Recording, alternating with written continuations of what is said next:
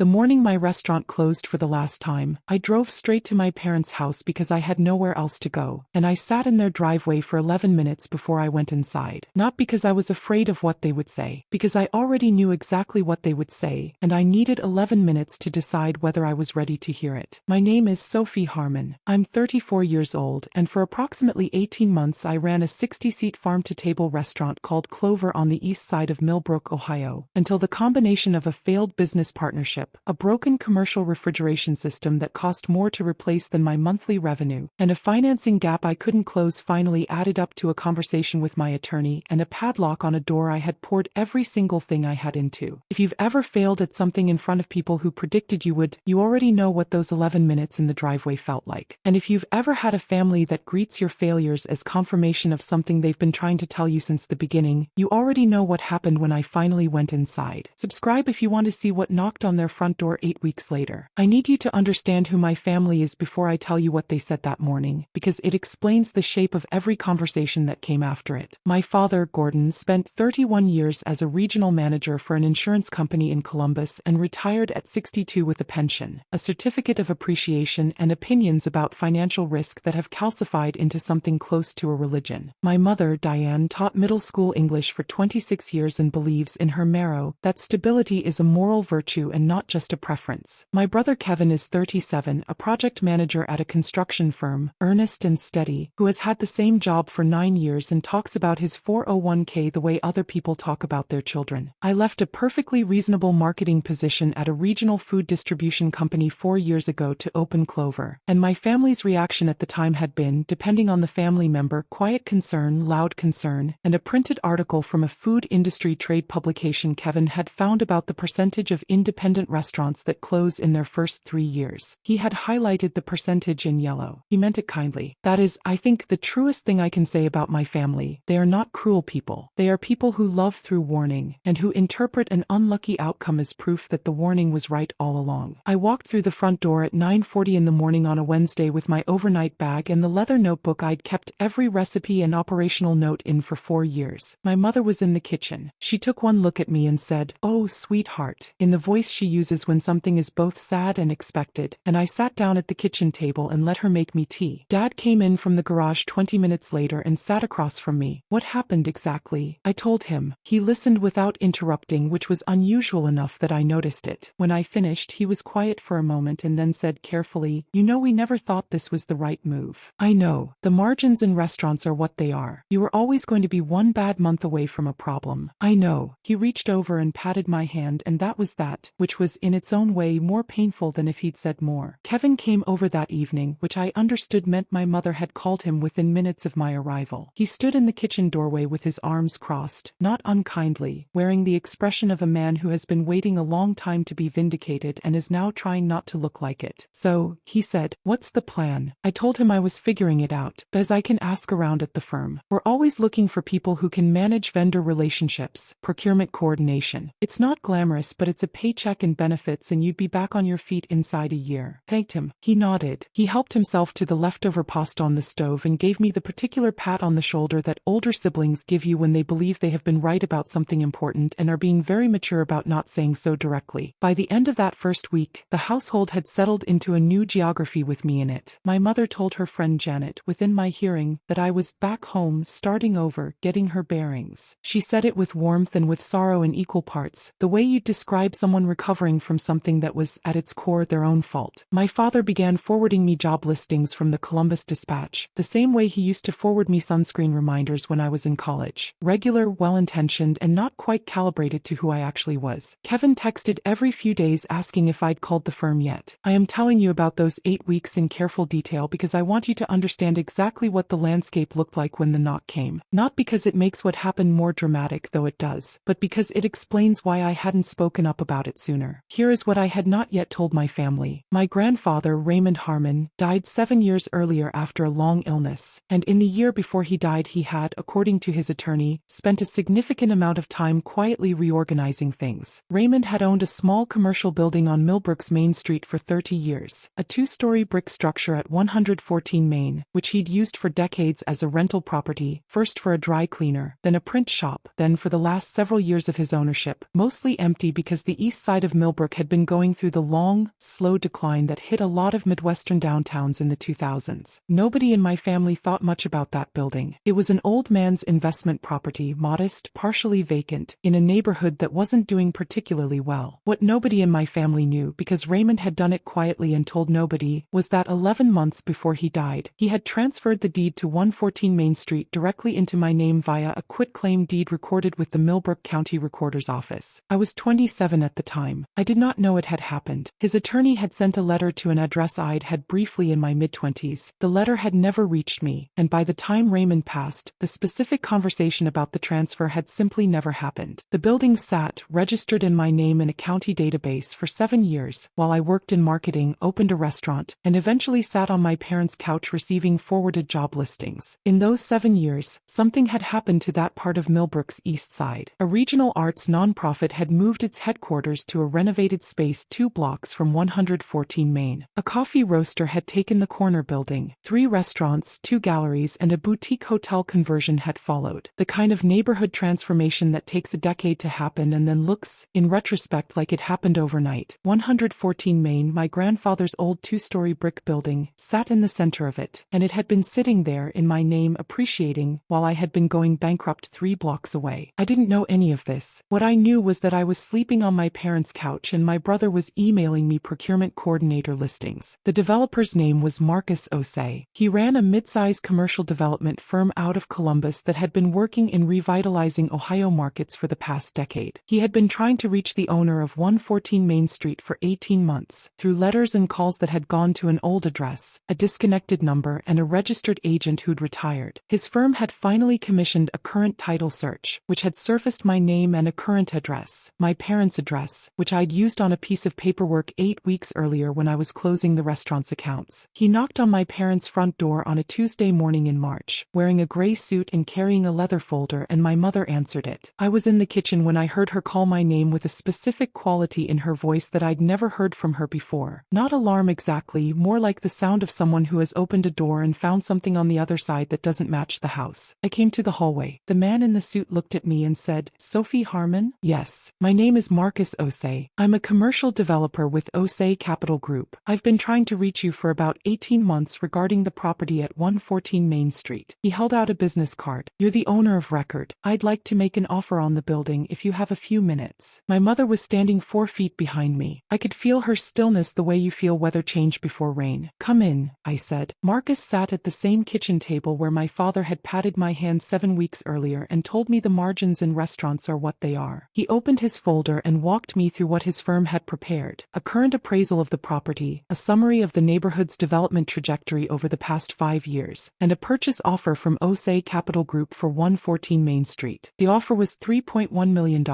I want to give you the number clearly and sit with it for a second because it's the number everything else in this story turns on. $3.1 million for a 2-story brick building on a street my grandfather had bought when it was worth almost nothing, transferred to my name when I was 27 without my knowledge, sitting there registered in a county database the entire time I was opening and closing a restaurant and sleeping on my parents' couch. My mother sat down at the table across from Marcus. She didn't ask to. She simply sat down, slowly, the way people sit when their legs have stopped fully cooperating with their intentions. I asked Marcus the questions I needed to ask: the timeline, the terms, whether there was flexibility on the close date, what the due diligence process looked like. He answered all of them. He was a good developer and a clear communicator, and I was grateful for both of those things, because they gave me something professional and concrete to focus on while my mother sat 3 feet away and recalibrated everything she thought she understood about the last 8 weeks. When Marcus left, I walked him to the door, shook his hand, and told him I'd be in touch within the week. I closed the door and turned around. My mother was still at the table. She looked at me the way you look at a person when you're realizing you've had a map of them in your head for their entire life and you've just discovered the map was missing a significant feature. "Your grandfather gave you a building," she said. "I didn't know," I said. "The paperwork went to an old address. I found out about it 3 minutes before you did." She put her hands flat on the table. $3.1 million.